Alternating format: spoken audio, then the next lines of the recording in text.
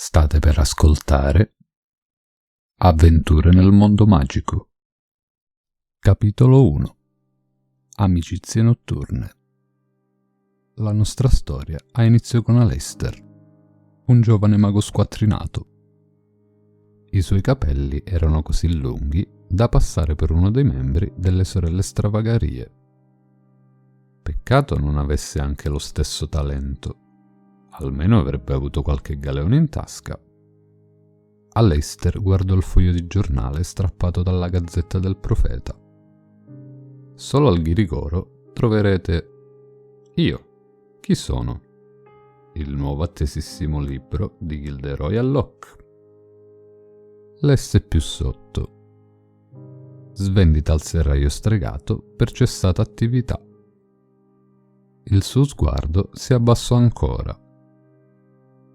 Cercasi personale per l'ufficio della STV, Società per la tolleranza dei vampiri.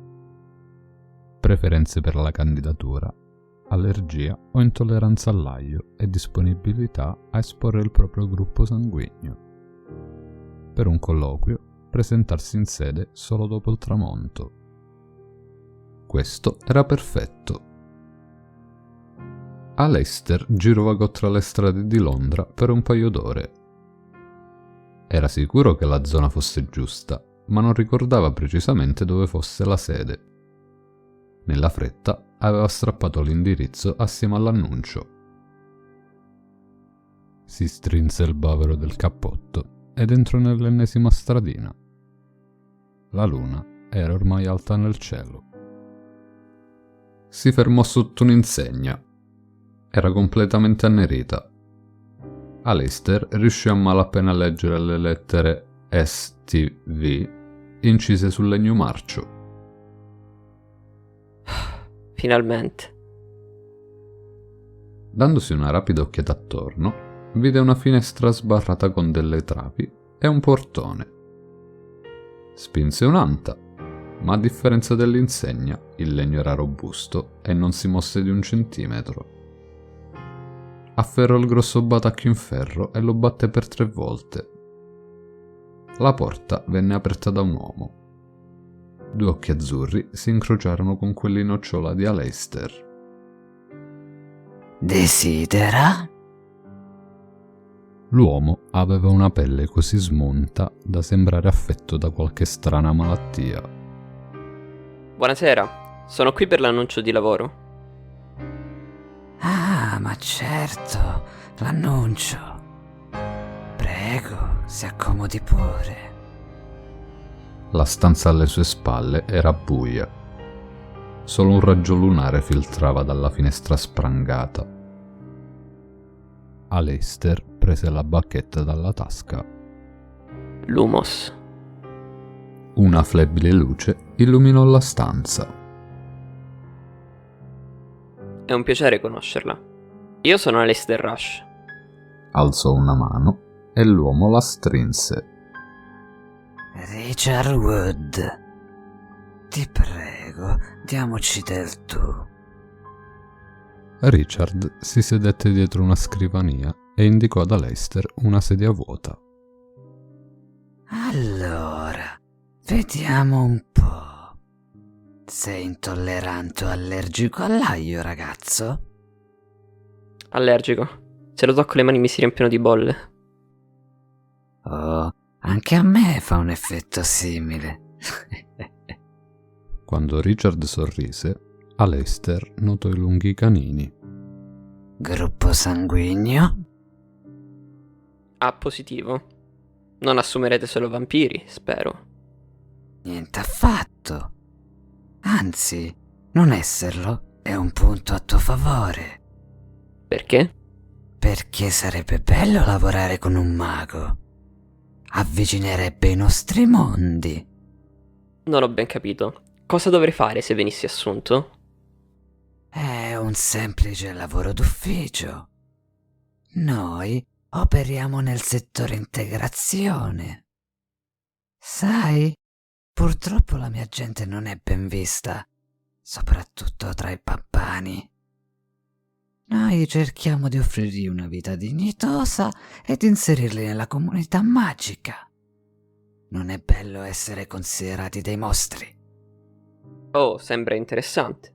Ci sono altri qui? Aleister indicò il soffitto. Ci sono solo Sanguini e Victor. Te li presenterò. Sì, conosco Sanguini, o meglio, lo conosco di vista. Veniva spesso agli eventi a Hogwarts. Fantastico. Sanguini è sempre stato quello più socievole tra noi. E la paga? Dritto al punto, eh? Sono 7 zellini al giorno. Non è molto. Scusami, Richard, è un brutto periodo e un disperato bisogno di soldi. Richard poggiò i gomiti sulla scrivania e intrecciò le dita. Ti ascolto, ragazzo.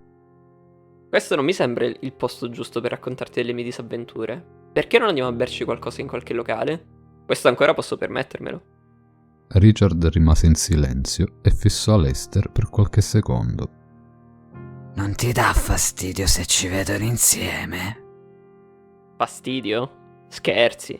Mi piacerebbe un sacco saperne di più su di voi. Coraggio, andiamo da Tom al paiolo magico. Sono sicuro che un whisky incendiario non ti ucciderà. Aleister si alzò in piedi. Noi non possiamo bere niente che non sia sangue. Se ti va possiamo fare 4 passi insieme. Mi piace conoscere meglio i miei collaboratori. Quindi sono assunto? Vedremo. Richard si alzò in piedi e aprì la porta. Aleister spense la luce e mise in tasca la bacchetta. Allora, stavi parlando di disavventure. Diciamo che ho fatto delle scelte sbagliate. I due uscirono e camminarono fianco a fianco lungo il viale. Non c'erano molte persone nei paraggi. Passeggiarono per Londra, raccontandosi un sacco di storie. Senza neanche accorgersene, Aleister percorse strade totalmente sconosciute. Ad un tratto, Richard si fermò e annusò l'aria. Va tutto bene? È strano. È da quando siamo usciti che sento lo stesso odore. Penso che qualcuno ci stia seguendo. Richard si voltò. In lontananza, nascosta dietro un'automobile papana, intravidero una figura. Non riuscirono a capire chi fosse. Era avvolta in un lungo mantello nero. Quando capì di essere stata scoperta, la figura uscì dal suo nascondiglio. Una mano si alzò dal mantello, impugnava una bacchetta magica. Dopo un rapido movimento di polso, dalla punta della bacchetta fuoriuscì un raggio blu che si diresse contro i due uomini. Protego! Un muro invisibile bloccò il colpo, dissolvendo l'incantesimo in migliaia di particelle colorate. Richard ringhiò, mostrando i denti. La figura continuò ad avvicinarsi. Agitò di nuovo la bacchetta. Bombarda Maxima! Una sfera trasparente si diresse verso Richard.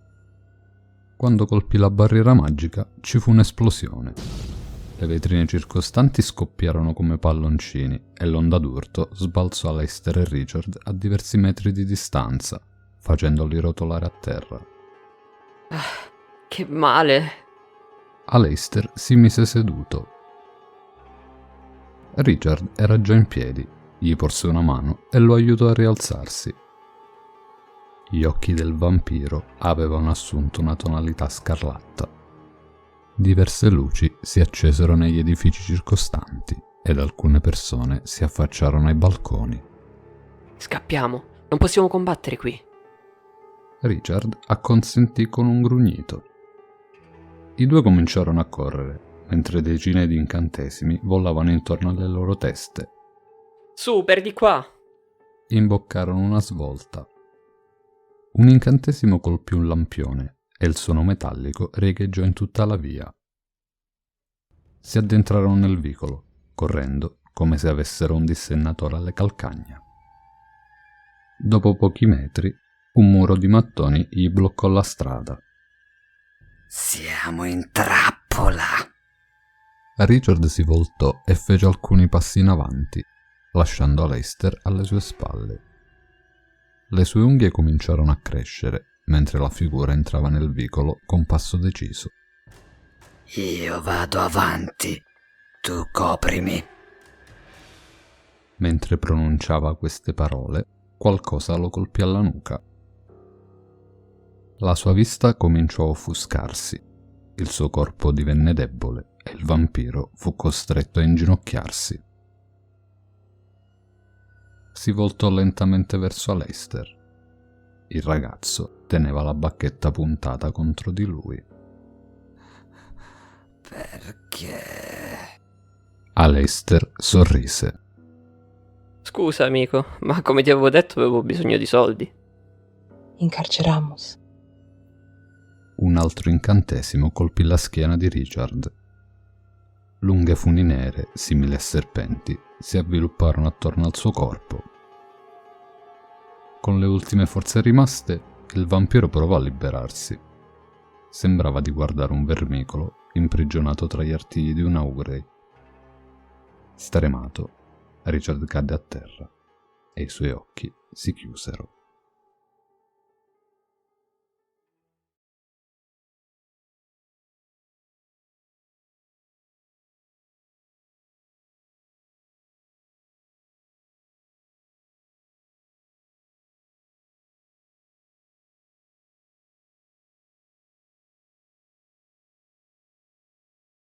Lumos.